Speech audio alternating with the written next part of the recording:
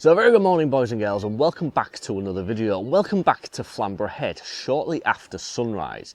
And in this video I want to talk about all of the reasons why Micro Four Thirds has made me a better photographer. So if you've seen any of my content before, you'll know that long exposure photography is first and foremost my passion when it comes to using a camera. And let me show you how easy it is with this OM system OM-1 Mark II. With a lens that you can't throw a filter on the front of, let me show you how quick and easy it is to put this thing into a mode where you can take a long exposure photograph without the faffing and the need for step-up rings, filter holders, and choosing the strength of filter from your filter kit and missing a golden opportunity. So you can see on the camera down here, my shooting settings are currently 1/6 of a second, f7.1 and ISO 200. Let's go, let's take a long exposure photograph right now, and I'll show you just how quick and easy this is.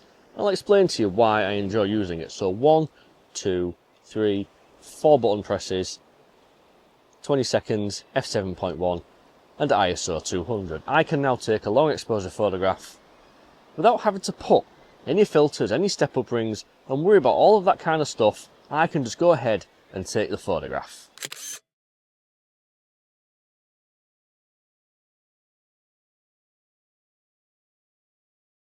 So why has that made me a better photographer then? Well, in and of itself, it hasn't. What it has done is it frees up my brain to think about the important things to the photograph that I want to take, such as composition, lighting, time of day, direction of the sun, and all that kind of stuff, without having to worry about going back to the camera bag, grabbing a different filter because the light's changed, and maybe missing an opportunity to take a photograph. It just frees up a little bit of time and it speeds up my workflow, and that's a great thing for me. I'm all about making things as simple as possible when it comes to photography. I don't see the need to use all of the accessories in the world just because I have them. And yes, I do have them. But if I have a tool in a camera that enables me to do that without worrying about doing it, well, it's all the better for me. So long exposure photography, a few button presses, and I can do the style of photography that I enjoy without having to worry about the things that distract away from taking the actual photographs. Boom. Now over the years I have had all of the cameras with all of the things. I've had Canon full frame cameras with a trio of very nice full frame Canon L series lenses. I've had cameras with all of the resolution and all of the dynamic range. I can't get a lens on anymore. There we go. The Sony A7R. 30 plus megapixels and close to 15 stops of dynamic range.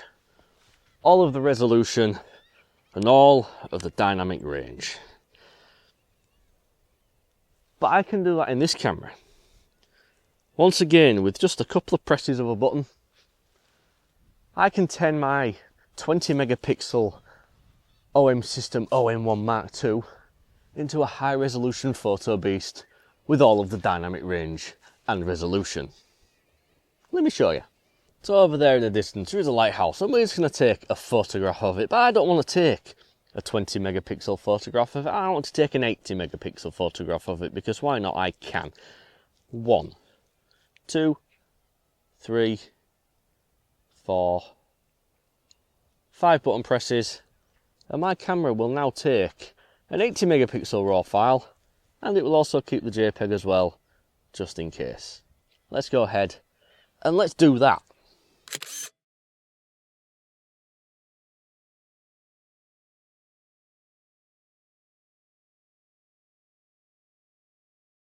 So why has my camera's ability to take a high resolution photograph made me a better photographer? Well, in and of itself, it hasn't. But what it has done, it's allowed me to not worry about a camera that has all of the dynamic range. 13.6 stops as it is ain't bad. It's enabled me to not worry about all of the resolution. 20 megapixels, but an 80 megapixel raw file with increased dynamic range and increased resolution and fine detail.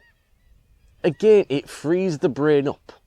You don't have to obsess over these small details in the camera, when you can buy something that works for yourself, but it just comes with it. It's all in there. You just need to go and find it. Alright, so let's talk real for a minute. Those two features in this camera, they've not really made me a better photographer. the tools that enable me to take nicer looking photographs in my opinion, but they haven't made me a better photographer. What's happened is I've found a system, a camera and a way of shooting that suits me.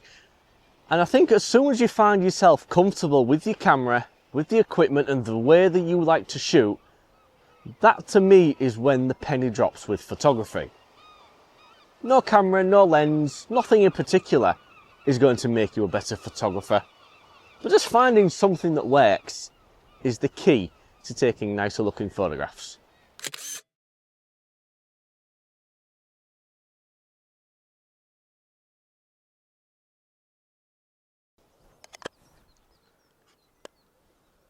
So do you know when you come out shooting and you've got your circular filter kit on, the sky's a bit bright, you don't have a grad, 3 presses of a button, you can turn a grad on in the camera. It doesn't make you a better photographer. But what it does do, it just makes things easier.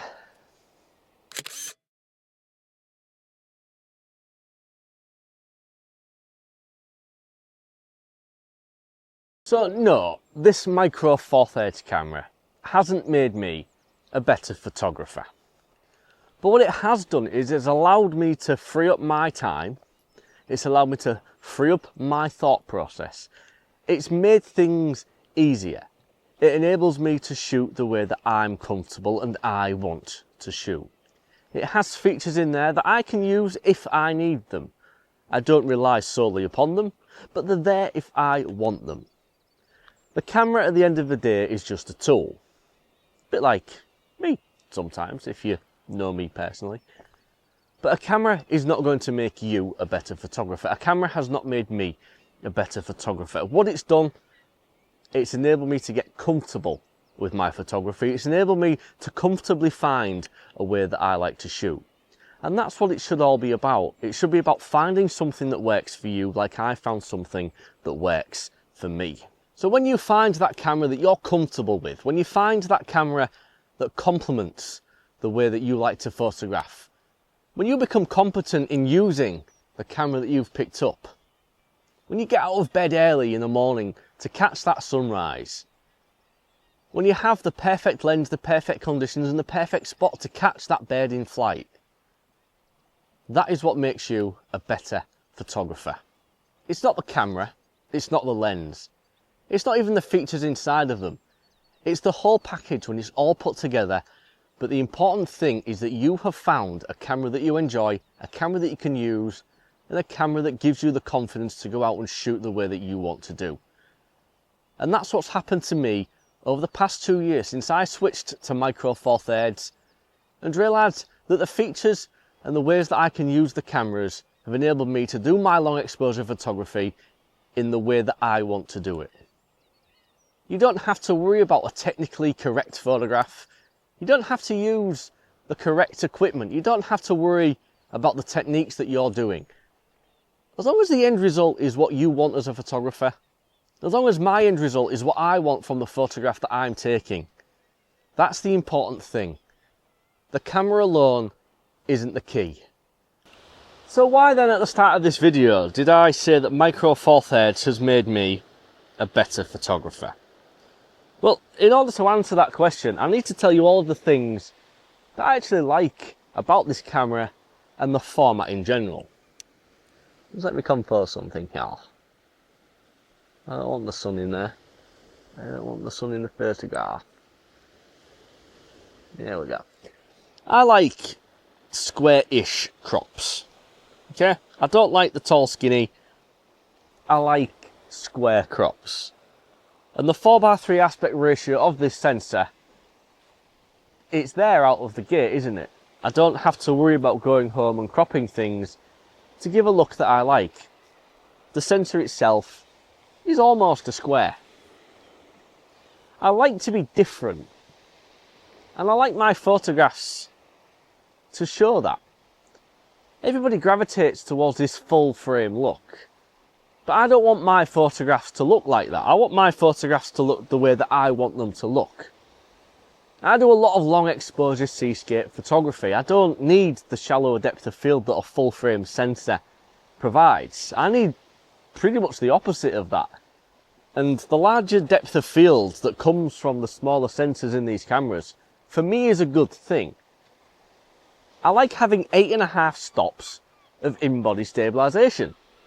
It means I can go out handheld, low light, sunrise, sunset, and I don't have to buy the fastest lens that money can buy because I know the camera can keep up, which saves me money on lenses in the long run. I like the computational photography features inside of these things, believe it or not. I think the technology is actually fantastic. I like being able to shoot high resolution photographs from a very modest resolution sensor. I like being able to shoot long exposure photographs without actually bringing ND filters out with me. I like being able to use graduated filters in the camera because I don't actually like carrying graduated filters with me. I don't have a spot for them in the bag. And when you put the whole package together and you find all of the things that you enjoy, I find all of the things that I enjoy, and it's a camera that I like using and I'm capable of using, that is what I feel makes me a better photographer now than I was 2 years ago running around with a Sony A7R that, I'll be honest, I absolutely hated.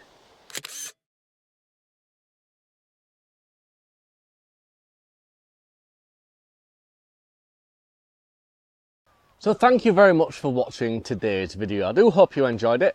And if you did, why not give it a thumbs up and a like, because it really does help bring new viewers to see my content.